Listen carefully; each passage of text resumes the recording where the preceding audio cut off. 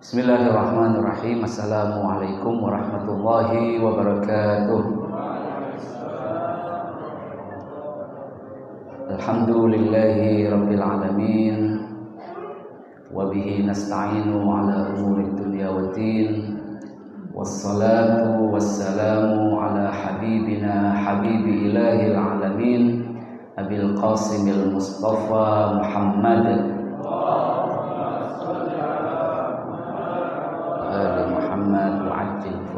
wa ala ahli baitihi at-tayyibin at-tahirin la siyama baqiyatullahi fil ardi ruhi wa arwahuna fidah.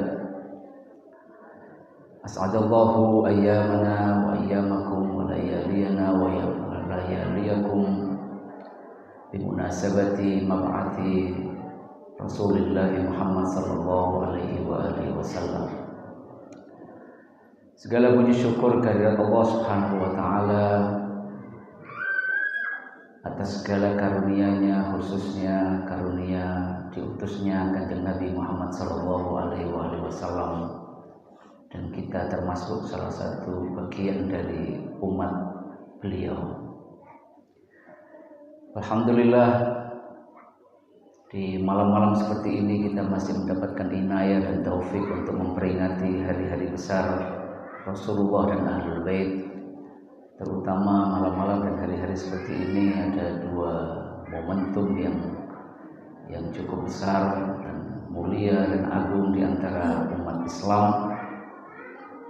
Yang masyhur di kalangan kita ada dua. Yang pertama adalah Isra Mi'raj, dan yang kedua adalah Mab'ats atau Bi'tsah atau hari diutusnya Kanjeng Nabi Muhammad sallallahu alaihi wasallam. Sebagai mukaddimah, mari kita membaca ayat suci Al-Quran yang berkaitan dengan Isra Mi'raj. Allah Subhanahu wa taala berfirman, a'udzubillahi minasyaitonirrajim. Bismillahirrahmanirrahim. Subhanalladzi asra bi'abdihi lailan minal masjidil harami ilal masjidil aqsa alladzi barakna haulahu linuriyahu min ayatina innahu was-sami'ul basir. Surat Al-Isra ini banyak tasbihnya. Surat Makki pada umumnya, surat itu kan ada Makkiyah, ada Madaniyah. Surat Makkiyah pada umumnya lebih menekankan tentang pokok-pokok keyakinan tauhid, dan surat ini salah satunya. Mayoritas ayat-ayat surat Al-Isra ini Makkiyah, hanya ada beberapa ayat segelintirnya yang Madaniyah. Karena itu banyak tasbih-tasbih di situ, terutama di ayat yang pertama, yaitu Subhanalladzi asra, maha suci Allah yang sifatnya adalah Alladzi asra, yang memberangkatkan atau mengajak safar dan perjalanan malam. Sara itu perjalanan malam. Asra bi abdihi, membawa perjalanan malam siapa? Hambanya, abdihi. Salah satu keistimewaan di dalam Al-Quran mengenai Rasulullah Shallallahu Alaihi Wasallam adalah kata ini, abdihi, hambanya. Kita bisa melihat kata abd atau bentukan jamaknya ibad di dalam Al-Quran. Itu pada umumnya disebutkan siapa orangnya. Ibadana, hamba-hamba kami, menggunakan kami, bukan ibaduhu, hamba-hambanya. Kadang-kadang kalau menggunakan abdihi mirip dengan ini, tetapi masih disebutkan namanya, abdihi Zakaria. Jadi disebutkan namanya.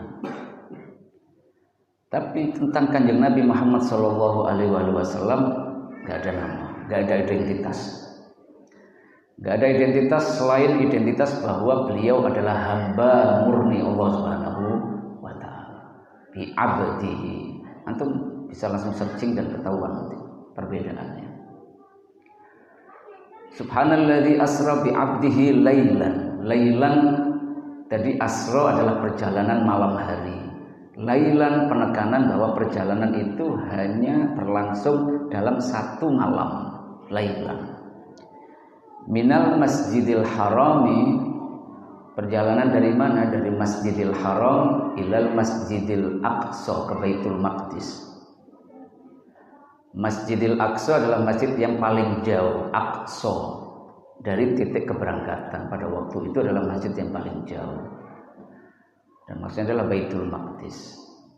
Perjalanan dari Masjidil Aqsa ke Baitul Maqdis itu sekitar 100 farsah lebih atau kira-kira 600 kilometer. Tapi ini ditempuh perjalanan itu hanya dalam satu malam. Ilal Masjidil Aqsa alladzi barakna haula. Masjidil Aqsa yang sifatnya adalah kami berkati di sekelilingnya.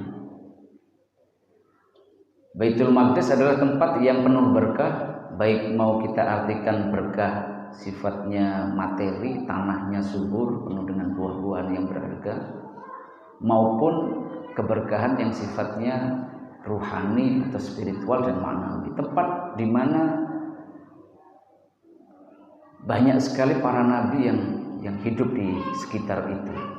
Alladzi barakna haula. Untuk apa Allah Subhanahu wa taala memberangkatkan dan membawa perjalanan di malam hari ini dari Masjidil Haram ke Masjidil Aqsa? Linuriyahu min ayatina.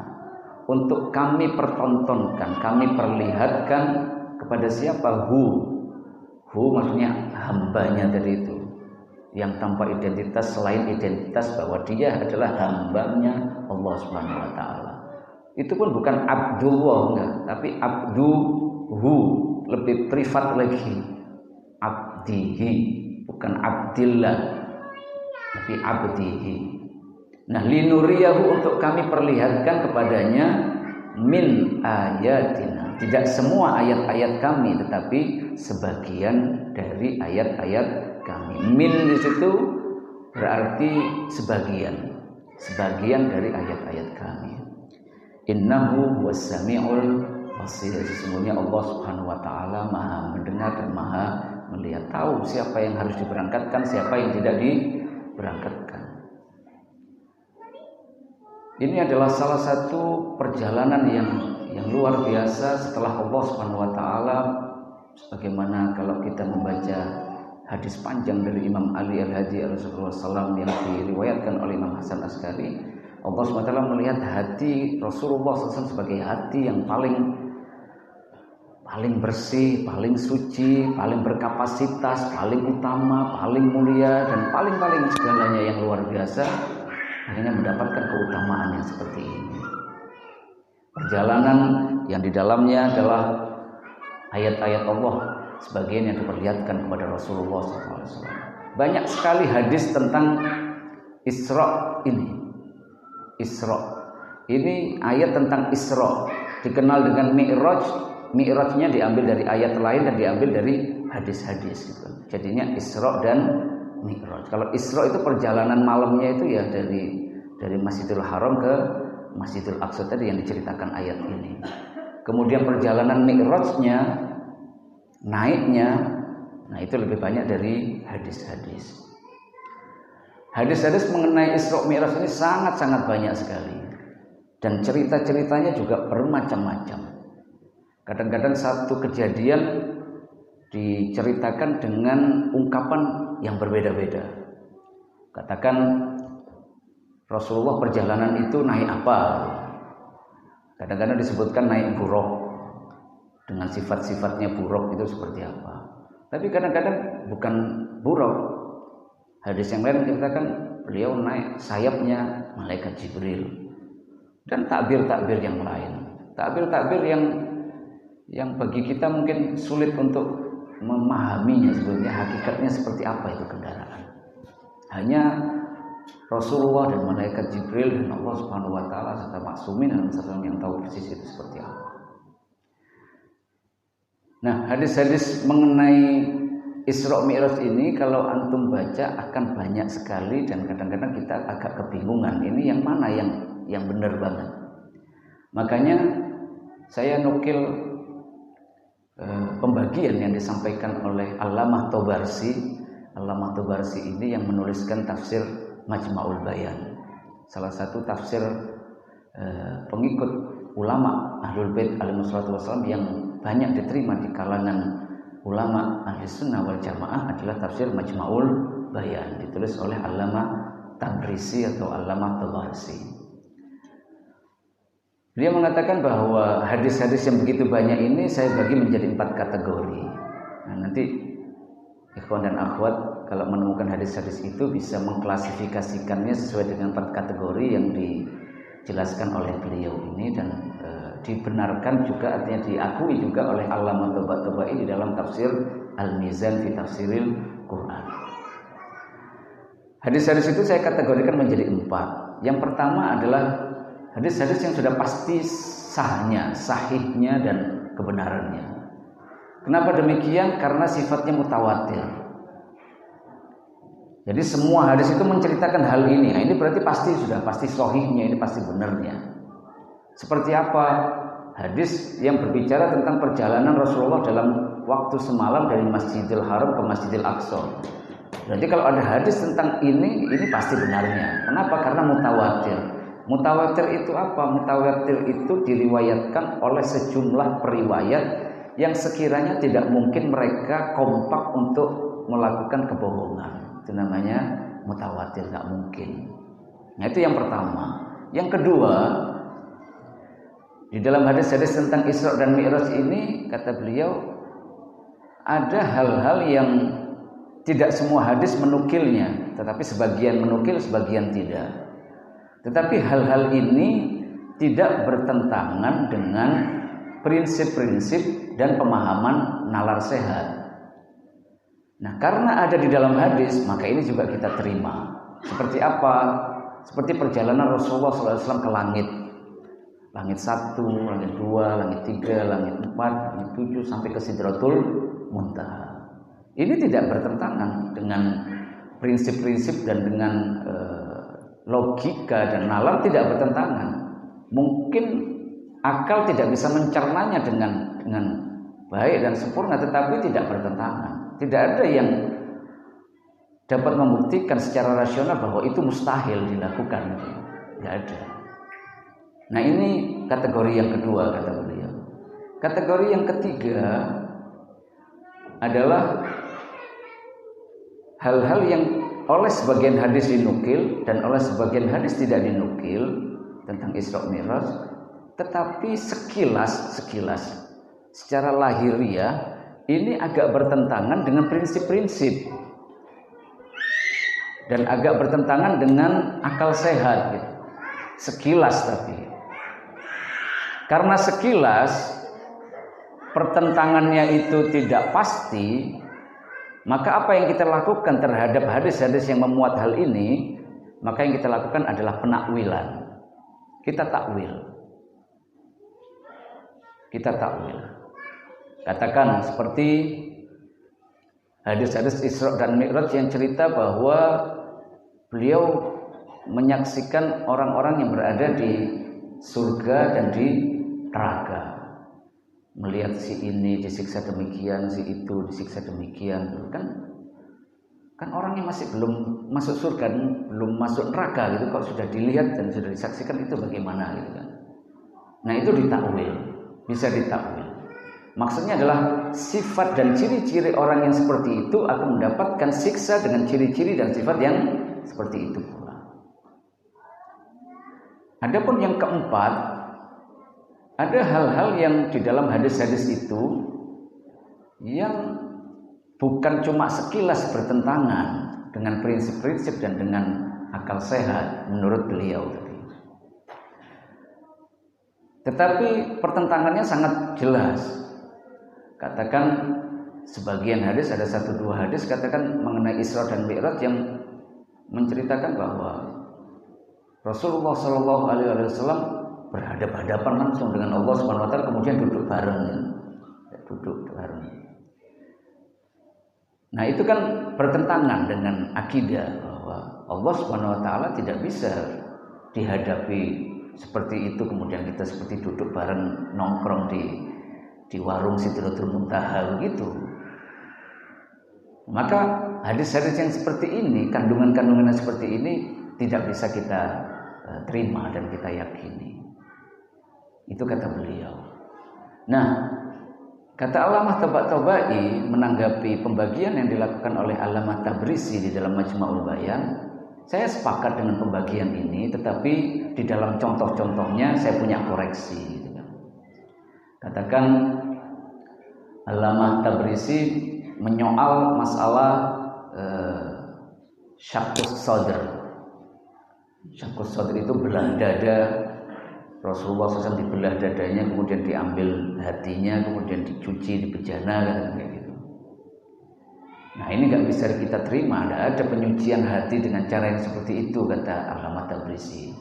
Tapi menurut Allamah Tabatabai itu masuk kategori yang ketiga, bukan masuk kategori yang keempat. Masih bisa ditakwil yang seperti itu. Menurut Allamah Tabatabai, contoh yang seperti itu sama dengan ketika Rasulullah SAW disapa oleh wanita cantik dan beliau tidak melihatnya. Nah, wanita cantik itu adalah sebuah jelmaan dari dunia. Jelmaan dari dunia. Nah, pencucian hati Rasulullah dengan dibelah, dengan ibarat dan takbir bahwa dada beliau dibelah kemudian dicuci hatinya oleh malaikat, itu juga seperti itu gitu loh. Nggak harus kita tangkap secara letterlek, bisa kita tahu. Alhasil pembagiannya diterima oleh dua allamah ini, dua mufassir yang luar biasa ini, Allamah Tabrisi dan Allamah Tabatabai, hanya perbedaan kecil di dalam contoh-contoh. Nah, ikhwan dan akhwat sekalian, kalau membaca nanti baca hadis-hadis yang seperti itu, ya tinggal dinalar aja ini masuk kategori yang mana. Apakah masuk kategori yang mutawatir atau masuk kategori yang tidak bertentangan dengan akal sehat, atau sekilas bertentangan sehingga perlu ditakwil, atau bertentangan banget sehingga tidak bisa kita terima untuk saat ini sampai kita menemukan takwilnya. Alhasil, Isra dan Mi'raj ini adalah perjalanan yang menjadi salah satu mukjizat atau keramat atau keutamaan Rasulullah Shallallahu Alaihi Wasallam. Orang-orang yang diceritakan oleh beliau saat di Mekah bahwa aku tadi baru datang dari Baitul Maqdis, mereka serentak mengatakan kamu berdusta. Maka beliau menjelaskan bahwa di tengah jalan aku ketemu dengan rombongan fulan. Aku ambil wudhu dari airnya. Di tengah jalan aku bertemu dengan rombongan fulan. Tanda-tandanya seperti ini. Di tengah jalan aku ketemu dengan rombongan yang satu lagi, tanda-tandanya seperti ini. Yang satu ini akan nyampe ketika terbitnya matahari. Dan semuanya itu benar. Sehingga mereka tidak bisa mendustakan bahwa itu salah. Semua sifat-sifat yang beliau ceritakan di Baitul Maqdis, pintu-pintunya, segala macamnya, pertemuan beliau dengan kafilah-kafilah yang ada di tengah jalan, itu semuanya benar. Dan perjalanan sekitar 600 km ini ditempuh hanya dalam satu malam. Lain cerita dengan Mi'rajnya tadi. Hampir semua ulama atau mayoritasnya sepakat bahwa perjalanan Isra tadi dari Masjidil Haram ke Masjidil Aqsa atau ke Baitul Maqdis tadi itu dilakukan secara fisik. Bukan cuma perjalanan rohani, tapi secara fisik juga dilakukan. Selain itu adalah Mi'raj, perjalanan vertikal melewati langit-langit itu tadi. Dan ikhwan dan akhwat sekalian perlu tahu, di kalangan Ahlul Bait alaihi wassalatu wassalam, Isra Mi'raj ini disebutkan terjadi 2 kali setidaknya, bukan cuma sekali. Salah satu buktinya di dalam ayat Al-Quran adalah di surat An-Najm, yang mana Allah SWT berfirman, walaqad ra'ahu nazlatan ukhra. Setelah menceritakan pertemuan itu di Sidratul Muntaha, Kemudian Allah berfirman bahwa Rasulullah hambanya ini melihatnya lagi, melihat Allah Subhanahu wa taala nazlatan ukhra, untuk kedua kalinya. Jadi bukan terjadi sekali. Dan ini menjadi mukjizat. Ini adalah momentum yang sangat besar, di mana di situ ada cerita pensyariatan sholat yang merupakan tonggak dari agama kita ini, yang mana apabila sholat kita baik maka seluruh amal kita baik, apabila sholat kita buruk maka amal-amal kita yang lain juga ikut buruk. Ini mukjizat yang mana di dalam terdapat syariat sholat dan patut untuk kita rayakan. Tetapi kita juga perlu sadar bahwa Isra dan Mi'raj ini adalah hanya satu bagian dari apa? Dari momentum dan dari fenomena yang lebih besar dari itu, yaitu fenomena diutusnya Rasulullah SAW sebagai Nabi. Isra dan Mi'raj terjadi pada tahun berapa? Nah, ini juga ceritanya macam-macam. Catatannya macam-macam. Ada yang bilang bahwa 2 tahun setelah Bi'tsah, setelah diutusnya Kanjeng Nabi Muhammad SAW. Ada yang mengatakan 3 tahun setelah Bi'tsah. Ada yang mengatakan 5 tahun setelah itu. Ada yang mengatakan 6 tahun. Habis itu lompat, ada yang mengatakan 10 tahun setelah Bi'tsah. Sampai kemudian ada yang mengatakan berapa bulan sebelum hijrah. Berapa bulan sebelum hijrah. Ada yang mengatakan 6 bulan sebelum hijrah. Catatannya macam-macam. Tapi seluruhnya menjelaskan bahwa Isra dan Mi'raj ini terjadi setelah apa? Setelah Bi'tsah dan sebelum hijrah. Isra dan Mi'raj adalah peristiwa yang sangat besar dan perlu kita rayakan, iya. Tetapi kita juga perlu sadar bahwa Isra dan Mi'raj ini adalah bagian dari sebuah peristiwa yang lebih besar dari itu. Dari momentum yang sangat besar, dari peristiwa diutusnya Rasulullah SAW sebagai Nabi dan Rasul serta khatamun nabiyyin wal mursalin.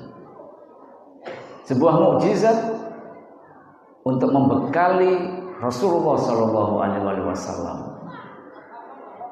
membekalinya dengan bukti yang tidak bisa dibantah oleh siapapun. Sebuah mukjizat yang di dalamnya juga terkandung pensyariatan yang sangat luar biasa, yaitu pensyariatan sholat. Dan ini bagian dari Bi'tsah tadi. Bi'tsah atau mab'ats atau pengutusan Nabi adalah peristiwa yang sangat besar yang terjadi sejak dahulu kala. Allah Subhanahu wa taala berfirman, a'udzubillahi minasyaitonir rajim, bismillahirrahmanirrahim. Kana nasu ummatan wahidah. Dulu itu manusia itu satu umat, ummatan wahidah. Tapi setelah itu Allah Subhanahu wa taala mengirimkan para nabi dan para rasul sebagai apa? Mubasysyirina wa mundirin. Fa ba'atsallahu an-nabiyyina. Kemudian Allah SWT mengutus faba'atha. Jadi kata bi'tsah itu ya dari ini. Faba'atha, mengutus atau membangkitkan. Faba'atsallahu an-nabiyina, maka Allah SWT mengutus para nabi mubasysyirina wa mundirin, sebagai pembawa berita gembira dan sebagai pembawa peringatan mundirin. Wa anzala ma'ahumul kitaba bil haqqi liyahkuma bainan nasi fi makhtalafu fi. Dan para nabi ini dipegangi apa? Alkitab. Alkitab mau kita maknai atau kita pahami sebagai buku atau kitab suci, atau sebagai aturan-aturan. Ada sebagian ulama yang mengatakan Alkitab itu maksudnya adalah kitab suci, seperti sesuatu tulisan yang bisa dibaca, entah itu ditulis di atas kertas atau papan dan semacamnya. Tapi ada juga sebagian ulama yang mengartikan kitab itu maksudnya yang kutiba itu. Kutiba alaikumus siyamu. Itu kan pakai kata kutiba. Maka kalau dikumpulkan yang kutiba itu jadinya kitab. Kutiba alaikumul kitalu, gitu kan. Ketetapan Allah Subhanahu wa taala itu namanya kitab. Alhasil bahwa para nabi ini dibekali oleh Allah Subhanahu wa taala dengan dengan kitab secara hak bil haq. Liyahkuma untuk apa? Liyahkuma bainan nas fi makhtalafu fihi, agar dijadikan sebagai patokan pedoman untuk menghakimi di antara umat manusia dalam hal-hal yang mereka perselisihkan dan sengketakan. Perselisihan itu muncul kenapa? Wa makhtalafa fihi illal ladzina utuhu min ba'di ma ja'atuhumul bayyinatu baghyan bainahum. Dulunya mereka itu satu umat, dan mereka sudah diberi oleh Allah Subhanahu wa taala bayyinat, sesuatu yang gamblang, aturan-aturan yang sudah jelas. Tetapi kenapa kok masih muncul perselisihan? Penyebabnya adalah baghyan bainahum. Mereka itu orang-orang yang berontak terhadap aturan dan undang-undang. Sudah ada aturannya, tapi mereka berontak. Maka diutuslah para nabi demi para nabi, para rasul demi para rasul untuk meluruskan mereka dan mengembalikan kepada garis yang benar itu tadi. Wallahu yahdi may yasha'u ila siratal mustaqim. Tapi kendati pun demikian, walaupun para nabi dan para rasul sudah diutus begitu banyak, tidak kemudian lantas semua orang mendapatkan hidayah dan kembali ke jalan yang lurus. Wallahu yahdi may yasha'u ila siratin mustaqim. Hanya yang dikehendaki oleh Allah Subhanahu wa taala karena ikhtiarnya sendirilah yang kemudian kembali ke jalan yang lurus. Jadi bi'tsah ini adalah peristiwa yang sudah berjalan sekian lama, dan peristiwa yang lebih besar dari Isra dan Mi'raj. Bi'tsah adalah peristiwa di mana Allah Subhanahu wa taala mengutus para nabi dan para rasul untuk menyelamatkan umat manusia dari perselisihan, menyelamatkan umat manusia dari penyimpangan, menyelamatkan umat manusia dari penderitaan yang bukan pada tempatnya. Ada derita-derita itu yang rasa-rasa susah dan rasa sakit itu yang pada tempatnya nggak apa-apa. Orang yang sedang berlatih bela diri biasanya ya kena gebuk, ya kena tonjok, ya kena tendang. Rasa sakit dan derita itu ada, tetapi itu pada tempatnya karena dia sedang dalam berlatih gitu kan. Orang yang sedang nge-gym mengangkat beban yang berat, menderita dia. Tapi karena dia ingin menguatkan ototnya itu masih tepat. Tapi ada penderitaan-penderitaan yang tidak semestinya ditimpa kepada manusia, dan itu yang ingin diselamatkan. Manusia-manusia ciptaan Allah, hamba-hamba Allah ini ingin diselamatkan oleh para nabi dari derita-derita yang seperti itu.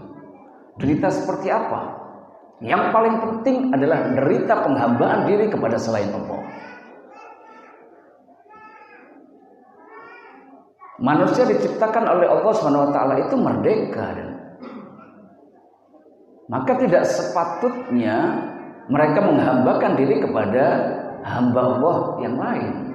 Hanya kepada Allah sepatutnya mereka menghambakan diri.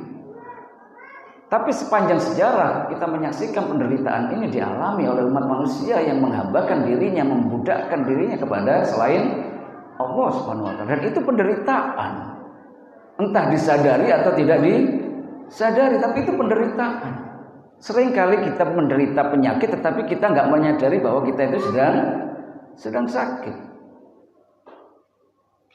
Menghambakan diri kepada selain Allah seringkali kita lakukan, tapi kita tidak merasa itu adalah penderitaan dan itu penyakit. Padahal itu adalah derita yang paling mendalam di dalam keberadaan kita. Dan para nabi dan rasul datang menyelamatkan kita dari penderitaan yang kadang-kadang kita sampai tidak sadar kalau itu adalah penyakit yang paling akut pada diri kita. Derita yang lain yang bukan pada tempatnya dan dialami oleh umat manusia sepanjang sejarah adalah kezaliman. Haknya semua umat manusia adalah keadilan. Semua berhak untuk merasakan keadilan. Tapi banyak sekali hak yang ditindas. Dan derita ini senantiasa dirasakan oleh umat manusia. Dan datanglah para nabi dan rasul untuk menyelamatkan umat manusia dari kezaliman, dari penderitaan yang bukan pada tempatnya. Kesenjangan yang terlampau jauh antara elit dan masyarakat rakyat biasa Ini yang akan dihapus, ini yang akan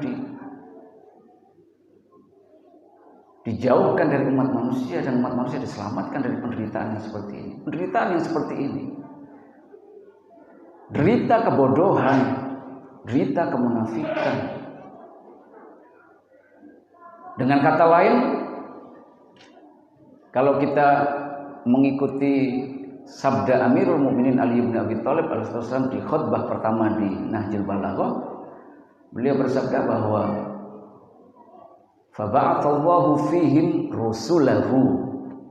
Allah kemudian mengutus di tengah umat manusia rasul-rasulnya, wa watara ilaihim anbiya'ahu, dan dilanjutkan dengan siapa? Dengan para nabinya. Untuk apa? Yang pertama, beliau menyebutkan liyasta'duhum mitsaqa fitratihi, untuk menuntut mereka agar menunaikan janji fitrah mereka. Ikhwan dan akhwat sekalian, manusia itu punya fitrah. Fitrah itu adalah model penciptaan, itu namanya fitrah. Bentuk penciptaan yang paling mendasar pada diri manusia itu disebut dengan fitrah. Kalau dalam teknologi kadang-kadang disebut dengan OS, katakan ya. Ini OS-nya apa gitu kan. Sistemnya apa? Ini Android atau apa gitu. Nah, manusia juga begitu. Manusia itu punya fitrah, punya bentuk ciptaannya yang paling mendasar. Maka disebut dengan fitrah. Dan fitrah ini ada janji-janji di situ yang disebut dengan mitsaq.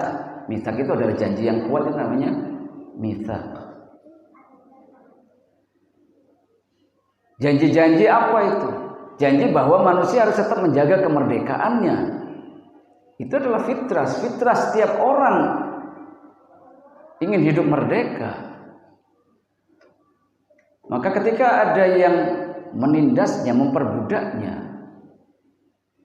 maka dia harus diselamatkan dari perbudakan itu, dari penghambaan kepada selain Allah itu. Kenapa demikian? Karena kita kembali kepada fitrah. Penghambaan diri kepada Allah Subhanahu wa taala adalah bagian dari fitrah manusia. Kenapa demikian? Karena manusia punya fitrah kecenderungan dan kecintaan terhadap kesempurnaan dan keindahan. Sementara kesempurnaan dan keindahan yang mutlak itu hanya Allah Subhanahu wa taala. Maka tidak sepatutnya ada satu orang pun yang kemudian menghambakan diri kepada selain Allah Subhanahu wa taala. Kenapa? Karena itu bertentangan dengan fitrahnya dan janji fitrahnya. Tidak ada satupun orang berhak untuk ditindas, tidak ada satupun orang berhak untuk dizalimi, tidak ada satupun orang berhak untuk ditipu dan dijauhkan dari kebenaran, dari hak. Karena itu bertentangan dengan janji-janji fitrah dia. Itu sama dengan kita menggunakan motor yang berbahan bakar pertalite atau pertamax tapi kita isi air, rusak, nggak sesuai. Ini fitrahnya menuntut penghambaan diri kepada Allah SWT semata, tetapi kita isi dengan kesyirikan, nggak sesuai, rusak ini manusia. Ini fitrahnya adalah dia ingin merdeka, tidak boleh diperbudak. Ketika diperbudak ini bertentangan dengan fitrahnya, nggak sesuai. Ini fitrahnya menuntut hak-haknya yang paling mendasar, hak untuk hidup, hak untuk bekerja, hak untuk memilih keluarga. Dan tidak boleh direnggut hak itu karena bertentangan dengan fitrahnya, akan rusak itu. Faba'athallahu fihim rusulahu wa watara ilaihim anbiya'ahu. Maka Allah mengutus para rasul, dilanjutkan oleh para nabi. Untuk apa? Kata Amirul Mukminin, liyasta'duhum mitsaqa fitratihi, untuk menuntut mereka untuk menunaikan, agar menunaikan janji-janji fitrah mereka. Itu yang pertama. Yang kedua, liyasta'duhum mitsaqa fitratihi wa yudzakiruhum mansiya nikmatihi. Para rasul dan para nabi tadi diutus oleh Allah Subhanahu wa taala untuk mengingatkan mereka kepada nikmat-nikmat Allah Subhanahu wa taala yang terlupakan. Kita ini lebih sering merasakan nikmat-nikmat yang sebetulnya itu kecil. Dapat transferan duit, nah kita merasa itu nikmat. Dapat hadiah tertentu, kita merasa itu nikmat. Dapat hal-hal yang kecil, kita merasakan itu nikmat. Saking terbiasanya dengan nikmat-nikmat yang kecil, kita sampai lupa dengan nikmat-nikmat yang besar. Nikmat wujud, nikmat keberadaan kita. Nikmat bahwa kita diciptakan oleh Allah Subhanahu wa taala, itu kita kadang lupa tentang hal itu. Bahwa kita ini diciptakan oleh Allah Subhanahu wa taala bukan untuk dihidup di sini. Masih panjang perjalanan kita. Wujud kita tidak terbatas untuk 70 tahun, 100 tahun, 200 tahun, 300 tahun atau 900 tahun seperti Nabi Nuh atau 1000 tahun. Tidak. Wujud kita adalah wujud yang kekal. Ini adalah nikmat yang luar biasa. Yang kadang kita tidak menyadari dan kita berpikir hanya untuk hidup sekitar 100 tahun lah. 100 tahun untuk orang Indonesia itu sudah lumayan, lebih-lebih bonusnya. Kali 60 tahun, 70 tahun, 80 tahun. Kita lupa bahwa wujud kita ini adalah wujud yang diberikan oleh Allah SWT yang sifatnya adalah selama-lamanya. Dan nikmat ini adalah patut untuk kita syukuri. Nikmat keselamatan gitu kan. Kita diciptakan oleh Allah SWT dalam keadaan selamat. Kemudian tingkah laku kita ternyata lebih sering melukai keselamatan diri kita sendiri. Termasuk tubuh kita. Yang kasat mata aja kita kadang nggak jaga. Kita tahu bahwa minuman ini berbahaya untuk organ dalam tubuh kita, tapi kita lebih megang enaknya. Rasanya enak ini. Dan kita membatasi makna enak itu hanya dalam mulut saja. Tapi ketika ginjalnya sudah rusak, baru tahu ternyata ginjal itu juga punya rasa enak. Tapi kita nggak perhatian itu. Ketika sakit baru kita paham bagaimana rasanya ginjal merasakan enak. Kita pahamnya enak itu hanya di mulut saja. Nah gitu, nikmat-nikmat yang terlupakan. Nikmat akal sehat. Kita diberi akal sehat, tapi pola hidup kita nggak jauh banget dengan binatang. Urusan yang kita pikirkan sehari-hari ya makan, minum. Yang mana seandainya kalau kebutuhannya itu hanya makan dan minum, kita nggak perlu akal. Akal itu dicopot, diambil dari kita udah bisa hidup seperti binatang yang lain. Cukup berbekal dengan insting, mereka hidup dengan sistematik dan indahnya. Kelebihan bekal kita itu kadang. Akal kita pakai untuk apa? Ternyata waktu dicek loh, akal kamu masih utuh, nggak pernah dipakai apa-apa, nggak pernah dipakai mikir, nggak pernah dipakai nalar hal-hal yang berat-berat. Pikirannya cuma pikiran makan, minum, sandang, pangan, papan. Padahal akal ini bisa digunakan untuk hal-hal yang luar biasa. Nah ini nikmat yang seperti ini diingatkan oleh siapa? Diingatkan oleh para nabi dan para rasul. Kemudian Amirul Mukminin melanjutkan, wa yahtajju alaihim bitabligh. Para nabi dan rasul itu tadi datang untuk menyempurnakan hujjah Allah Subhanahu wa taala dengan cara apa? Dengan cara menyampaikan dengan tabligh. Sehingga tidak ada lagi hamba Allah yang kemudian di hadapan Allah Subhanahu wa taala nanti mengatakan, "Loh, kamu enggak ngirim utusan. Akhirnya aku enggak tahu. Kamu enggak ngirim utusan. Akhirnya aku enggak ingat nikmat-nikmat itu." Nah itu wa yahtajju ilaihim bitabligh. Para nabi dan rasul itu menyempurnakan hujjah Allah Subhanahu wa taala sehingga hamba-hamba Allah tidak lagi punya alasan di hadapan Allah Subhanahu wa taala untuk mengatakan ini dan itu. Hak sudah nampak segamblang-gamblangnya.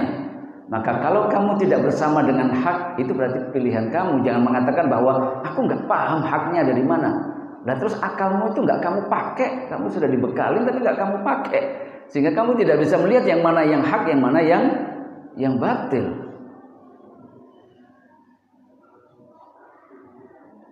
Berikutnya beliau mengatakan waliyuthiru lahum dafainal ukul. Ditekankan lagi oleh Amirul Mukminin Ali bin Abi Thalib Rasulullah. Para nabi dan rasul itu tadi datang untuk membangkitkan simpanan-simpanan yang terpendam di dalam akal manusia. Bayangkan, akal manusia ini punya khazanah yang luar biasa, yang kalau tidak digali oleh para nabi dan rasul, kita nggak akan sampai ke sana. Para nabi dan rasul itulah yang kemudian menyempurnakan pola pikir kita, mengajak kita untuk berpikir dan kemudian mengajari kita bagaimana berpikir yang benar. Itu diajarkan oleh para nabi supaya kita bisa memahami Allah SWT dan bisa memahami ayat-ayat kebesaran Allah SWT. Kalau akal kita kemudian yang khazanah-khazanahnya tadi kemudian dibuka oleh para nabi dan para rasul sesuai dengan hidayah mereka, kita sampai kepada level yang berikutnya.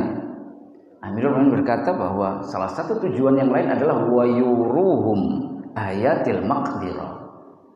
Para nabi dan rasul itu datang untuk memperlihatkan tanda-tanda kebesaran dan kekuasaan Allah Subhanahu wa taala. Dengan apa? Ya dengan akal tadi yang kemudian khazanah-khazanahnya dibuka sehingga akal ini mampu melihat. Dan akal ini tidak lagi terbelenggu oleh dunia dan oleh materi. Rasulullah SAW ketika perjalanan ke Syam sebelum menjadi nabi dan rasul, beliau menjalankan usahanya Sayyidah Khadijah Al-Kubra salamullahi alaiha dan belum menjadi istri pada waktu itu. Itu sepulang dari Syam, dengan keuntungan yang beliau dapatkan yang begitu berlimpah karena beliau cukup pandai di dalam berusaha. Pulang dari Syam ke Mekah, beliau tidak kemudian membelanjakan hasil dagangnya. Di dalam riwayat yang disebutkan oleh Imam Hasan Askari meriwayatkan dari Imam Ali Al-Hadi yang ada di dalam tafsir yang dinisbatkan kepada Imam Hasan Askari, disebutkan bahwa begitu pulang hasil dari usaha yang menjadi jatah beliau bagikan semuanya kepada orang fakir miskin. Kul, ada kata-kata kul itu artinya semua.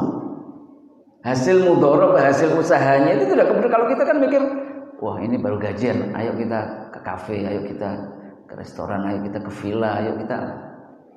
Rasulullah belum jadi nabi. Itu hasilnya beliau bagikan. Tasaddaqa bikulli ma razaqahullah. Dari hasil perdagangan tadi itu. Lantas kemana Rasulullah? Setelah menyedekahkan semua itu, beliau pergi ke Gua Hira, melihat ayat-ayat kebesaran Allah Subhanahu wa taala. Tidak ada ketergantungan dengan hasil dagang tadi. Kerja keras, kerja amanat, kerja serius, profesional, menghasilkan, tapi tidak untuk dikonsumsi, melainkan diberikan kepada orang-orang yang memang layak untuk mendapatkannya. Ketika orang sudah tidak tergantung seperti itu dan akalnya tidak terbelenggu dengan hal-hal yang seperti itu, pelan-pelan bisa menyaksikan ayatil maqdirah yang disebutkan oleh Amirul Mukminin tadi. Ayat-ayat kebesaran dan kekuasaan Allah Subhanahu wa taala. Jadi bi'tsah adalah pengutusan para nabi dan para rasul untuk menyelamatkan umat manusia seluruhnya tanpa terkecuali dari penderitaan-penderitaan yang menjauhkan mereka dari janji-janji fitrah manusia. Menjauhkan manusia dari akal yang kaya raya tadi itu. Menjauhkan manusia dari penghalang mereka untuk melihat ayat-ayat kebesaran Allah Subhanahu wa ta'ala. Mengembalikan manusia kepada fitrahnya. Itu adalah tujuan-tujuan dari bi'tsah. Secara umum adalah itu tujuannya, sampai kepada periode Rasulullah SAW. Qala Allah Ta'ala, a'udzubillahi minasyaitonirrajim. Bismillahirrahmanirrahim. Ini ayat selalu kita baca di maulid Nabi apapun, maulid Sintut Durar, maulid Barzanji, maulid Diba yang lain-lain. Laqad ja'akum rasulun min anfusikum azizun 'alaihi ma 'anittum harisun 'alaikum bil mu'minina raufur rahim. Sampai kepada periode Rasulullah. Telah datang kepada kalian, ja'akum, kepada kalian siapa? Umat manusia seluruhnya tanpa terkecuali. Rasulun min anfusikum, utusan dari jenis kalian, bukan dari jenis malaikat, bukan dari jenis jin atau yang lain. Azizun 'alaihi ma 'anittum, berat sekali bagi Rasul ini segala hal yang membuat kalian susah. Ma'anittum, kalau kalian merasakan derita, bagi Rasul Muhammad SAW itu beliau merasakan berat. Aziz, tidak terkecuali siapapun. Kum, kalian semua. Harisun alaikum, ingin sekali beliau. Haris itu keinginan yang sangat kuat, itu namanya haris. Ingin sekali kalian semua mendapatkan hidayah, mendapatkan petunjuk, kembali kepada fitrah tadi, kembali kepada akal, kembali dapat menyaksikan ayat-ayat kekuasaan dan kebesaran Allah Subhanahu wa taala. Kembali mengingat nikmat-nikmat Allah Subhanahu wa taala yang semula kita lupakan. Harisun alaikum. Dari awal ayat ini sampai sini mungkin bisa kita sebut sebagai cerminan dari sifat rahmat rahmaniyahnya Rasulullah sallallahu alaihi wasallam. Rahmat rahmaniyah itu adalah rahmat yang cakupannya itu meliputi semua, itu namanya rahmaniyah. Nah, kemudian baru di bagian akhirnya bil mu'minina raufun rahim. Nah, kalau ini cerminan dari rahmat rahimiyahnya Rasulullah sallallahu alaihi wasallam. Terhadap orang-orang mukmin, beliau itu rauf. Rauf itu apa? Rauf itu adalah rahmat yang sebisa mungkin tidak ada rasa sakitnya, itu namanya rauf.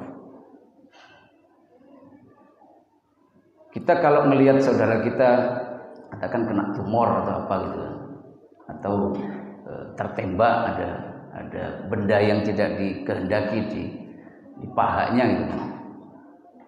Kalau kita sayang dia, maka mau nggak mau harus kita bedah, kita ambil peluru itu dari paha dia gitu.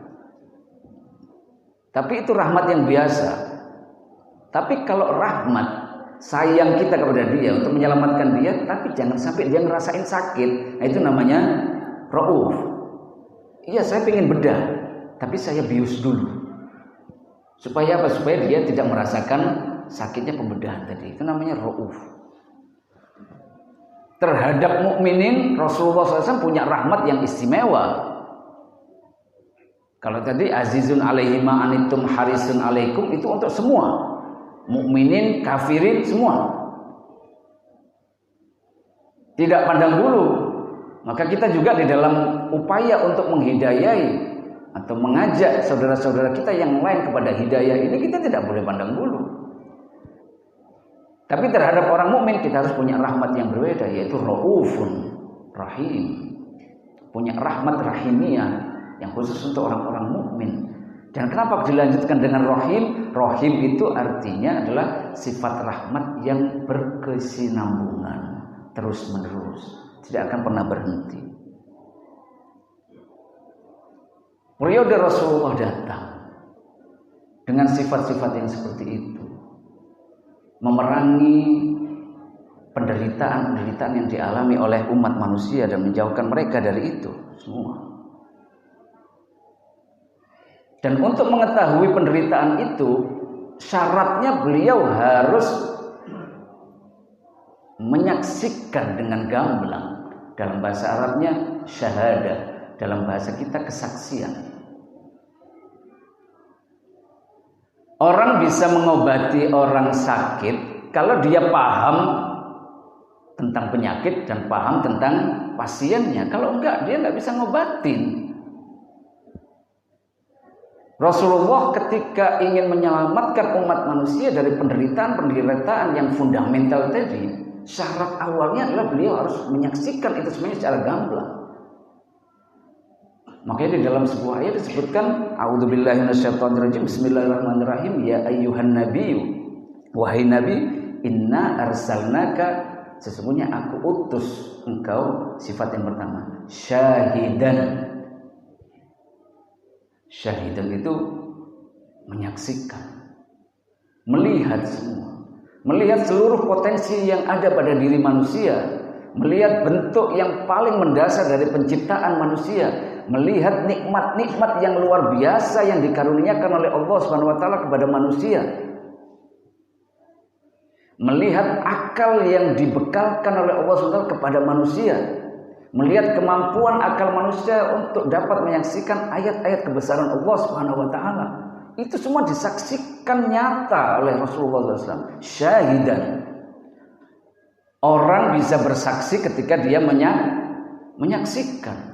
Orang tidak bisa bersaksi kalau dia tidak menyaksikan. Maka sifat yang pertama dari Rasulullah adalah syahidan wa mubasysyiran wa nadhira. Kalau sudah tahu nyata dan menyaksikan betul, baru bisa ngasih berita gembira, bisa ngasih peringatan. Wada'iyan ilallahi bi'idnihi wasirajan munira. Baru bisa mengajak kepada Allah Subhanahu wa taala dan menjadi sirajan munira, menjadi lentera yang menerangi. Rasul datang untuk itu. Jadi bi'tsah atau pengutusan adalah sebuah fenomena, peristiwa penyelamatan umat manusia dari derita-derita yang paling mendasar tadi dan mengembalikannya kepada fitrah. Dan ini ikhwan dan akhwat sekalian, lawannya jahiliyah. Lawannya bi'tsah adalah jahiliyah. Dulu pernah kita bincang-bincang mengenai jahiliyah ini tadi. Jahiliyah bukan maknanya adalah lawan daripada pengetahuan, bukan. Jahiliyah itu adalah akal atau sesuatu yang tidak sesuai dengan arahan Rasulullah SAW, itu adalah jahiliyah. Akal pun yang dibekalkan kepada manusia ketika ditunggangi oleh hawa nafsu dan amarah, maka akal ini tadi berubah fungsi menjadi makar. Menjadi makar. Amirul Mukminin kadang pernah ditanya, kenapa kamu kok nggak sehebat Muawiyah di dalam berpolitik? Amirul menjawab, itu bukan kehebatan, itu bukan akal, itu adalah makar. Ilmu pengetahuan juga demikian, bisa ditunggangi oleh hawa nafsu dan amarah, maka itu adalah jahiliyah. Dulu zamannya Rasulullah juga pernah kita bincang-bincang bahwa orang-orang jahiliyah zaman Rasulullah bukan orang-orang bodoh-bodoh amat, enggak, bahkan sastranya adalah sastra yang terbaik. Al-Mu'allaqatus Sab', di Ka'bah ada figura-figura sastra-sastra yang terbaik, itu digantung di situ. Tapi mereka adalah orang-orang yang jahiliyah. Kenapa? Karena akalnya dimatikan, pengetahuannya ditunggangi oleh hawa nafsu dan amarahnya. Akal yang semestinya mendominasi dan mengendalikan malah dikendalikan oleh apa? Oleh amarah dan hawa nafsu. Maka jadilah itu jahiliyah. Dan jahiliyah tidak terbatas pada periode tertentu. Tidak bisa kita katakan jahiliyah itu kan zamannya Rasulullah, kemudian dengan datangnya Rasulullah kemudian jahiliyah sudah berakhir. Tidak. Selama yang dominan itu adalah hawa nafsu dan amarah, dalam level apapun, maka itu adalah jahiliyah. Bisa jahiliyah pribadi, personal, bisa jahiliyah dalam rumah tangga, bisa jahiliyah dalam bermasyarakat dan sosial, bisa jahiliyah dalam berpolitik. Kita dalam diri kita sendiri kalau mengedepankan hawa nafsu kita dan amarah kita daripada akal dan fitrah kita, maka kita hidup secara pribadi dalam kejahiliaan. Dan kita terus menindas diri kita tanpa tidak kita sadari. Bukan cuma fisik yang kita hancurkan dengan cara makan yang hanya mengedepankan rasa, sehingga tiba-tiba setelah berapa tahun ginjal rusak, empedu rusak, lambung rusak. Bukan cuma fisik, ruh kita pun kita celakai. Itu berarti kita dalam kejahiliaan. Maka kita diajarkan oleh Amirul Mukminin Ali bin Abi Thalib dalam doa Qumel untuk terus mengucapkan dan menyadari kondisi kita dan mengatakan dzalamtu nafsi.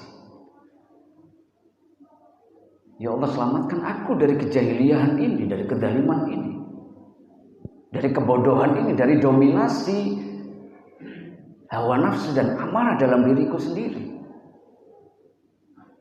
Belum lagi di dalam rumah tangga. Kalau yang dominan itu adalah hawa nafsu dan amarah, maka di situ juga jahiliyah. Kekerasan terhadap anak, kekerasan terhadap istri, sebaliknya kekerasan anak terhadap orang tua. Itu kenapa semua terjadi? Ya karena jahiliyah. Kenapa jahiliyah? Karena mengedepankan hawa nafsu dan amarah. Terjerat oleh judul, terjerat oleh game. Orang sampai rela membunuh ibunya hanya karena pulsa, karena hawa nafsu. Ini kan jahiliyah.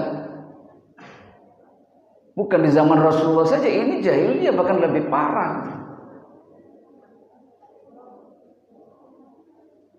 Kemudian pada komunitas, pada masyarakat juga lebih lagi, pada kehidupan nasional, bahkan pada kehidupan internasional dan global dan universal. Ketika yang mendominasi itu adalah hawa nafsu dan amarah, maka yang terjadi adalah seperti sekarang. Yang ditunjukkan oleh rezim Zionis global dan internasional yang mengedepankan hawa nafsu dan amarah dan mematikan akal sehat. Bukan tidak berilmu, bukan tidak bersains, bukan tidak berteknologi, bahkan menggunakan semua itu untuk hawa nafsu dan amarahnya. Ketika rezim Zionis yang jahiliyah ini, jahiliyah modern ini, menguasai sebuah negara seperti Amerika, maka jadilah tatanan dunia seperti sekarang ini. Ketika dia menguasai Amerika sehingga siapapun yang ingin menjabat harus lewat Zionis. Baik person maupun partai maupun kelompok apapun kalau ingin berkuasa di sana harus mendapatkan dukungan Zionis. Kalau enggak bisa jadi presiden, kalau enggak bisa jadi pejabat, kalau enggak bisa jadi penguasa. Ketika yang berkuasa ini di sana itu adalah jahiliyah, maka tatanannya adalah seperti ini. Yang tertindas yang pertama adalah rakyat Amerika sendiri. Mula-mula. Makanya sempat ada kebangkitan pada waktu itu di sana 99 lawan 1%. Lawan 1% itu siapa? Yaitu tadi penguasa yang jahiliyah itu tadi yang mengedepankan hawa nafsu dan amarah tadi. Semua tatanan yang ada sekarang berdasarkan itu. Sehingga kerusakan-kerusakan yang kita lihat ya biangnya di situ. Dan jahiliyah zaman sekarang itu ada di situ. Maka kalau kita ingin merayakan bi'tsah dan masuk di dalam kafilah bi'tsah atau kepengutusan Rasulullah SAW sebagai Nabi dan Rasul, maka kita harus melawan itu, melawan jahiliyah itu. Dan itulah yang ditunjukkan oleh Imam Khomeini Qudisasirul Syarif, dilanjutkan oleh Imam Ali Khomeini. Bi'tsah itu adalah itu, menyelamatkan umat manusia dari penderitaan jahiliyah ini. yang mana sekarang menjelma dalam bentuk Zionisme global, Zionisme internasional yang mengangkangi semua aturan-aturan. Hukum juga dipakai untuk apa? Untuk jahiliyah. Teknologi juga dipakai untuk jahiliyah. Undang-undang internasional juga dipakai untuk kepentingan jahiliyah. Tidak ada yang dihargai akal sehat. Dan Rasulullah SAW datang untuk melawan itu. Rasulullah datang untuk menyelamatkan umat manusia dari penderitaan yang seperti itu, mengembalikan mereka kepada fitrah manusia. Kita diajak untuk sadar kembali, jangan mau menghamba kepada jahiliyah ini. Penguasa yang mengedepankan hawa nafsu dan amarah ini, penguasa yang mematikan akal sehat ini, penguasa yang merebut kemerdekaan ini, penguasa yang mengajak kita menghambakan diri kepadanya, bukan menghambakan diri kepada Allah Subhanahu wa taala. Atau kadang-kadang mengajak kita untuk menghambakan diri kepada Allah sekaligus menghambakan diri kepada mereka, yaitu syirik. Gak apa-apa kamu sholat, tapi untuk urusan kekuasaan kamu ikut aku. Jadi kamu dapat Tuhan dan juga dapat aku. Rasulullah SAW diutus untuk menyelamatkan kita dari hal-hal yang seperti ini, kawan-kawan sekalian. Dan pasti ada musuhnya yang seperti itu. Sebagaimana Rasulullah SAW ketika itu ada musuhnya yang ingin masuk di dalam lingkaran bersama Rasulullah SAW, pasti juga ada musuhnya. Gak mungkin kita hidup kemudian kamu jangan cari musuh deh gitu. Tidak bisa seperti itu. Allah SWT berfirman, a'udzubillahi minasyaitonir rajim, bismillahirrahmanirrahim, wa kadzalika ja'alna likulli nabiyyin aduwan. Begitu pula telah aku jadikan untuk setiap nabi, likulli nabiyyin aduwan, musuh. Musuh berupa apa? Syayatinal jinni wal insi. Setan-setan dari jenis jin dan manusia. Syayatinal insi wal jinni yuhi ba'duhum ila ba'din zukhrufal qawli ghurura. Yang mana setan-setan ini mewahyukan pesan-pesan di antara mereka yang kelihatan indah dan zukhruf, tapi itu adalah tipu daya semua. Bicara tentang HAM kelihatannya elok, tapi itu adalah tipu daya yang semua diinjak-injak dengan mudah. Bicara tentang hukum internasional, seolah-olah paling peduli dengan keadilan secara global, tapi semua itu diinjak-injak, gak ada yang dihargai ketika berurusan dengan kepentingan hawa nafsu mereka, kepentingan jahiliyah mereka. HAM hanya digunakan untuk mencari kepentingan mereka. PBB digunakan untuk mencari kepentingan mereka. Undang-undang internasional digunakan untuk kepentingan jahiliyah mereka. Yuhuna ba'dum ila ba'din zukhrufal qaul. Zukhrufal qaul itu seperti HAM itu tadi, undang-undang hak asasi manusia, undang-undang internasional. Kelihatannya indah zukhruf, tapi itu ghurur, itu adalah tipu daya. Mereka gunakan secara tebang pilih. Kalau menguntungkan mereka, mereka pakai. Kalau enggak, mereka injak-injak, mereka hempaskan, mereka buang begitu saja jahiliyah. Dan ini menjadi musuh, aduan, bagi siapa? Dan bagi para nabi dan bagi semua orang yang ikut bersama nabi. Karena itu kalau kita memusuhi Zionisme global dan internasional, itu dasarnya ini. Dasarnya adalah karena kami ingin kembali kepada fitrah kami. Dasarnya adalah karena kami ingin bersama dengan Rasulullah SAW. Dasarnya karena kami ingin juga terutus bersama Rasulullah SAW, terbangkitkan bersama Rasulullah SAW. Dasarnya karena kami hanya ingin menghambakan diri kepada Allah Subhanahu Wa Taala dan tidak mau menghambakan diri kepada siapapun selain Allah Subhanahu Wa Taala. Permusuhan kita adalah karena itu. Bahkan kita mengharapkan dan berdoa kepada Allah, mudah-mudahan orang-orang Zionis itu mendapatkan hidayah dari Allah Subhanahu wa taala. Dan kalau tidak, mudah-mudahan mereka dibinasakan supaya enggak tambah bejat, biar enggak tambah rusak. Jadi musuh nyata.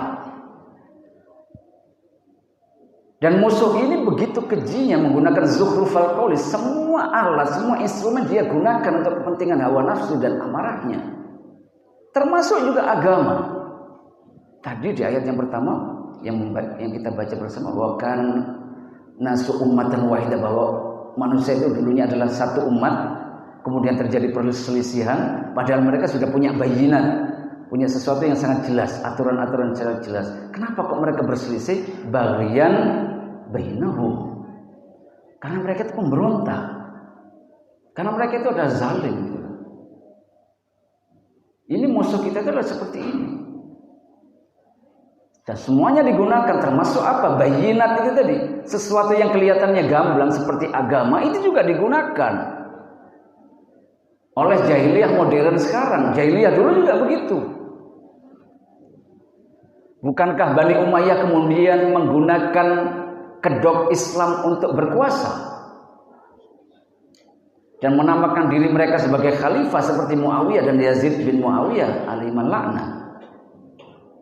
Mereka menyebut diri sebagai khalifatullah, mereka menyebut diri sebagai khalifatul Rasulullah. Naudzubillah. Sekarang juga demikian. Islam pun yang awalnya datang untuk menyelamatkan umat manusia dari derita ini, oleh jahiliyah juga gimana caranya Islam ini mereka gunakan untuk kepentingan jahiliyah mereka. Dan siapa yang mengingatkan kita kepada hal itu? Imam Khomeini Qudusasirul Syarif, salah satu. Beliau mengingatkan kepada kita, hati-hati dengan Islam Amerika, istilah beliau. Sebagaimana kita juga harus hati-hati dengan Islam yang kolot, yang cingkrang, yang membeku, yang membatu. Islam yang Amerika, yang liberal, yang kapital, itu juga hati-hati.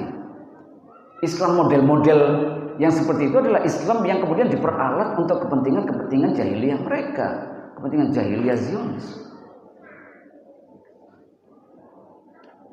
Dan ketika muncul embrio-embrio, benih-benih penentangan dan kesadaran, maka mereka langsung menyerang dengan semua cara. Kalau ternyata embrio itu membawa slogan dan membawa jati diri keislaman, maka mereka ingin membuat citra buruk tentang Islam. Ketika muncul Imam Khomeini membawa aroma bi'tsah Kanjeng Nabi Muhammad SAW dan mengingatkan kita kembali kepada fitrah kita dan kepada ajaran Islam yang murni yang diajarkan oleh Rasulullah SAW, maka mereka langsung bergerak cepat. Ini harus kita rusak nama Islam. Bagaimana caranya? Mereka buat komplotan penjahat-penjahat yang luar biasa, yang membunuh anak-anak, membunuh wanita, membakar orang, menenggelamkan orang, kemudian mereka kamera dalam keadaan hidup-hidup, bagaimana keadaan orang itu mati pelan-pelan di dalam air. Anak dibunuh di depan orang tuanya, orang tua dibunuh di depan orang anaknya, menciptakan suasana horor yang begitu dahsyat. Kemudian mereka menyebutnya dengan apa? Daulah Islamiyah, Daesh, negara Islam. Jadi komplotan teroris dan penjahat-penjahat yang seperti itu, apapun namanya lah, mau Daesh, mau Kaidah, mau apa, itu dilabeli dengan Islam. Untuk apa? Untuk supaya dunia yang bodoh tadi itu menganggap Islam ini adalah sebuah momok yang mengerikan. Sehingga ketika mereka diperkenalkan dengan Islam yang dibawakan oleh Imam Khomeini, mereka sudah takut dulu. Oh, ini sama saja, ini Islam yang mengerikan itu. Dan media-media mainstream itu ketika berbicara tentang gerakan Imam Khomeini dan pergerakan para marojik taklid itu tadi, mereka menyebutnya apa?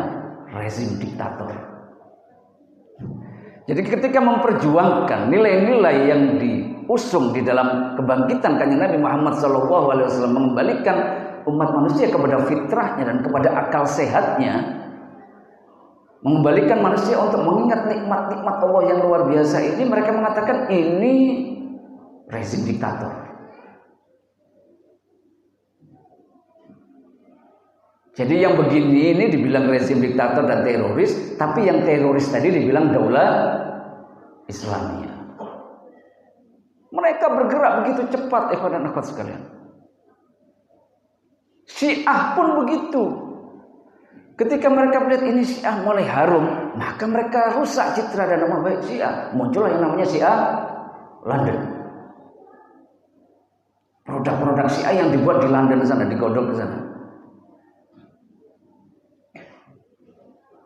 Syiah yang kerjaannya adalah mencaci maki kanan kiri, semua dicaci. Sahabat Nabi, istri Nabi, ulama-ulama, semua dicaci maki sela-sela.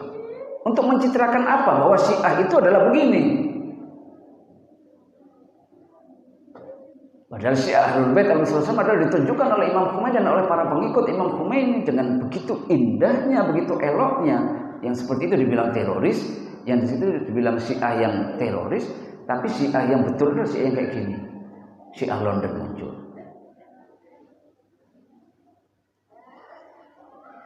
Dimunculkanlah Syiah-Syiah yang lain, yang intinya jangan digaris Imam Khomeini. Serah deh, kamu pilih apa namanya. Mau Syiah apa? Jawa, mau Syiah Sunda, mau Syiah apa? Padang, mau Syiah apa terserah, pokoknya jangan bau-bau Khomeini. Intinya adalah itu, menjauhkan kita dari bi'tsa, dari tujuan diutusnya Rasulullah Shallallahu Alaihi Wasallam, dan menginginkan kita untuk tetap menjadi budak-budak penguasa-penguasa jahiliyah itu tadi, para setan ini tadi. Allah SWT dalam sebuah ayat mengatakan, alladzina amanu yuqatiluna fi sabilillah walladzina kafaru yuqatiluna fi sabilit taghut. Ini barometer. Orang-orang yang beriman seyogyanya berperang dan melawan di jalan Allah Subhanahu wa taala, sementara orang-orang yang kafir berperang dan berjalan di jalan taghut. Taghut itu adalah dari kata-kata toho. Toho itu melampaui batas. Air yang melampaui bendungan itu namanya toho. Taghut itu adalah yang melampaui batas. Batas larangan-larangan dan janji-janji fitrah manusia. Tidak boleh satu orang pun memperbudak orang yang lain. Semua harus setara di sisi Allah. Tapi itu dilanggar. Itu namanya taghut. Yang menjadi kendali hendaknya adalah akal sehat. Supaya apa? Supaya hawa nafsu dan amarah itu bisa bermanfaat untuk manusia dan tidak mematikan. Tetapi ini dilanggar. Yang diangkat adalah hawa nafsu dan amarah, akal sehat diperbudak. Ini namanya taghut. Imam Khomeini muncul menghembuskan kembali nilai-nilai bi'tsah Rasulullah SAW tadi, yang punya ciri yang sangat mudah dan gamblang, yaitu apa? Menolak penindasan, menolak kezaliman, menolak dominasi hawa nafsu dan amarah, dan lebih konkretnya menolak Zionisme. Kalau kalian kesulitan untuk mengidentifikasi yang mana yang jahiliyah, yang mana yang bukan pada zaman ini, Imam Khomeini sudah lebih gamblang, kurang gamblang apa mengatakan Zionisme. Amerika setan besar. Bukan rakyat Amerika, tetapi sistem yang kemudian dikuasai oleh Zionisme jahiliyah ini menjadikan Amerika dan rakyat Amerika yang tertindas itu menjadi setan besar, yang kemudian mengangkangi segala-galanya. Kalau yang dulu agak malu-malu sedikit, yang sekarang vulgar banget gitu. Sekarang kan vulgar banget, macam-macam caplok, macam-macam tangkap. Nggak cocok sedikit di drone. Syed Qasim Sulaimani adalah tamu undangan resmi militer di negara lain, tapi dengan enaknya ditembak pakai drone dari jarak jauh. Syahid Sayyid Hasan Nasrullah juga demikian. Dijatuhi bom yang jumlahnya luar biasa. Sekarang juga demikian, presiden sebuah negara dengan enaknya kemudian ditangkap, kemudian dibawa dan diadili atas nama keadilan, anti narkoba. Semua dikangkangi oleh jahiliyah modern ini. Kalau kalian sulit untuk memahami yang mana yang jahiliyah, yang mana yang bi'tsah Rasulullah SAW, Imam Khomeini gampang sudah menjelaskan kepada kita. Zionis. Kompas kita diarahkan ke sana. Ingin marah, ingin bermusuhan, arahkan ke sana, jangan ke kawan-kawan dan saudara. Arahkan ke sana murkamu. Musuh kita ada di sana. Musuh bi'tsah Rasulullah SAW adalah ada di sana. Kadang kita takut ketika melihat kenyataan. Ternyata kita mau ngelawan di sana sini semuanya Zionis yang menguasai. Perbankan Zionis menguasai, keuangan Zionis menguasai, ekonomi yang menguasai dia, pertanian dia, obat-obatan, semua kok kayaknya semuanya dia. Kita mau beli susu juga ketemunya susunya dia.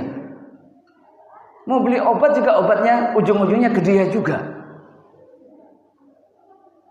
Kadang kita merasa lumpuh gitu kan, nggak tahu berbuat apa. Tetapi sebagai orang yang ikut kepada Rasulullah, yang ingin masuk di dalam lingkaran bi'tsah Rasulullah SAW, tidak boleh takut karena Allah SWT sudah menjanjikan, intan surullah yang surku. Kalau kalian menolong Allah Subhanahu Wa Taala, Allah pasti menolong. Wa yutsabbit aqdamakum, dan akan dikuatkan langkah kalian.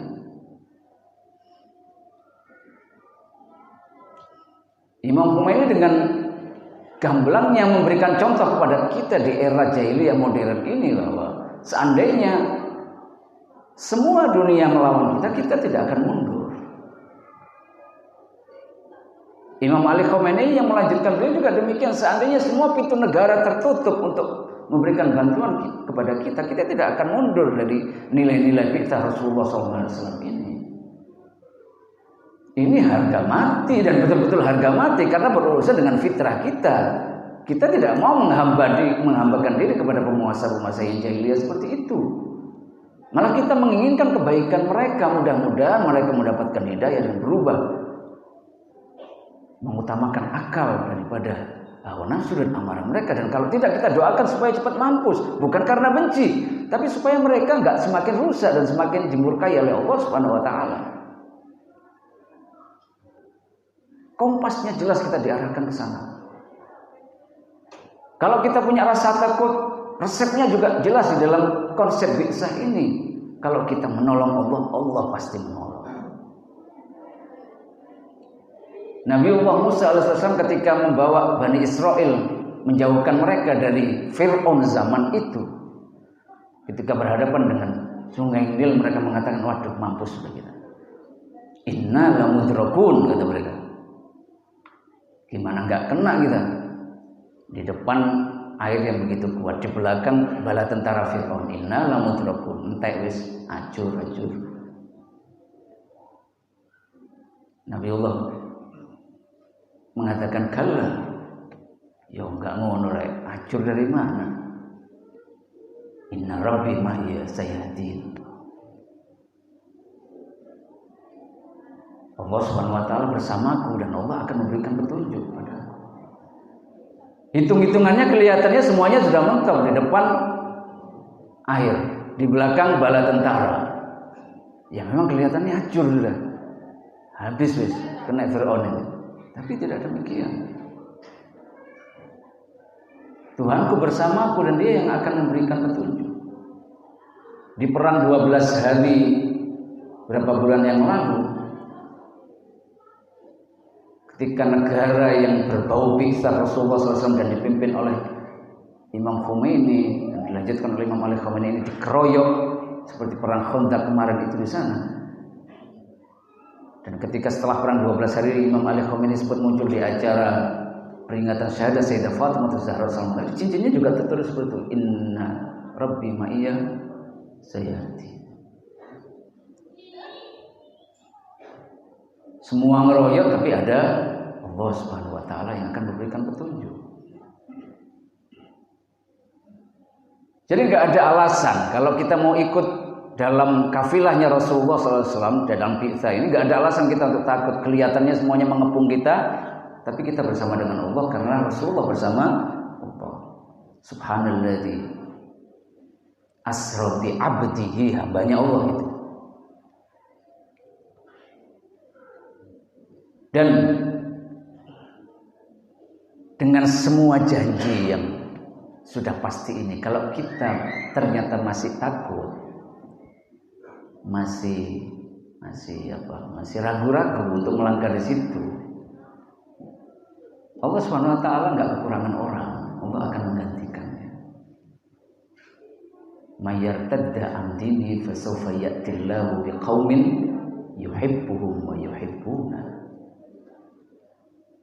Kalau orang-orang ini nanti kemudian pelin-pelan terus tidak mau konsisten di jalan ini, digantikan oleh Allah SWT dengan generasi, dengan sebuah kaum yang yuhibbuhum, Allah SWT mencintainya, wa yuhibbunahu, dan mereka mencintai Allah Subhanahu wa taala. Adillatin 'alal mu'minin, kalau ketemu sesama mukmin itu betapa sopan santunnya, betapa merendah dirinya. Tapi a'izzatin 'alal kafirin, kalau di depan orang kafir dia enggak mau kemudian menghamba. Yujahiduna fi sabilillah, berjuang di jalan Allah SWT, bukan di jalan tauhid. Wala yakhafuna yaumatal laim. Semua orang mencerca dia ini negara gagal, ini negara hancur bentar lagi, tidak bergeming. Wala yakhafun yaumatal laim. Semua orang mengira bahwa itu akan hancur, semua orang mengatakan gagal, semua orang mencaci, dia tidak peduli. Kalau kita mau bergabung, janji Allah jelas, kemenangan. Kalau kita nggak mau bergabung, ya janji Allah juga jelas, kita akan digantikan oleh generasi yang lebih baik, yang dicintai oleh Allah dan mencintai Allah, yang berjuang di jalan Allah Subhanahu wa taala. Pilihan ada di tangan kita semua. Kita insya Allah bersama dengan Rasulullah, asyhadu an la ilaha illallah wa asyhadu anna Muhammadar Rasulullah sallallahu alaihi wasallam. Kita merayakan ini dan menyatakan komitmen dan komitmen kita kepada Rasulullah SAW. Assalamualaikum ya Rasulullah, kami ingin bersamamu di dalam bi'tsah ini. Kami tidak ingin bersama kelompok jahiliyah. Kami ingin bersama Rasulullah. Kami ingin bersama Ahlul Bait Rasulullah SAW. Kami mohon terimalah kami sebagai sahabat-sahabat setia kami. Mudah-mudahan Rasulullah yang memberi syafaat kita semua dan antum semua. Mudah-mudahan saudara-saudara kita yang tertindas segera mendapatkan kemenangan dengan syafaat Rasulullah. Mudah-mudahan bi'tsah ini segera menerangi seluruhnya dan semuanya masuk di dalam hidayah dan syafaat Rasulullah SAW. Mudah-mudahan segala dosa kita diampuni oleh Allah SWT berkat kehormatan dan syafaat Rasulullah SAW dan Ahlul Bait beliau. Mudah-mudahan kemunculan Imam Zaman ajalallahu ta'ala furujul syarif segera dan disegerakan oleh Allah SWT berkat hari-hari besar ini dan berkat syafaat Rasulullah SAW. Amin ya rabbal alamin. Al-afu minkum. Wassalamualaikum warahmatullahi wabarakatuh.